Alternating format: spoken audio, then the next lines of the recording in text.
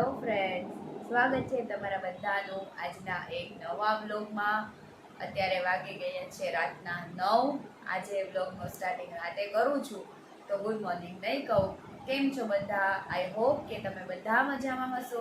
અમે પણ મજામાં છીએ। અને મારે થોડીક શરદી અને ટોન્સિલ તબિયત ખરાબ થઈ ગઈ છે, એટલે આજે વ્લોગ શૂટ નથી કર્યો। અત્યારે 9 વાગે વ્લોગ સ્ટાર્ટ કરું છું। આજના વ્લોગમાં વધારે કાંઈ નહીં આવે, પણ પોરબંદર મહિલા મંડળ દ્વારા સાંસ્કૃતિક કાર્યક્રમનું આયોજન થયું હતું, એની ક્લિપ્સ મારા મમ્મીએ મને શેર કરી છે, એ હું તમારી સાથે શેર કરું છું। તો તમે સાંસ્કૃતિક કાર્યક્રમને એન્જોય કરો। તો 1-2 દિવસ હમણાં જ્યાં સુધી મારું ગળું ખરાબ છે, બહુ બોલી શકાતું નથી, તો એ સરખું ના થઈ જાય ત્યાં સુધી વ્લોગ નહીં આવે। તો તમે બધા આજે સાંસ્કૃતિક કાર્યક્રમને હવે એન્જોય કરો। અને જો કાનુ પણ અહીંયા સૂતો છે। હાય કાનુ। અને હવે જમી અને સૂઈ જવાની છું। તો ચાલો હવે તમે આગળ ક્લિપ એન્જોય કરી લ્યો।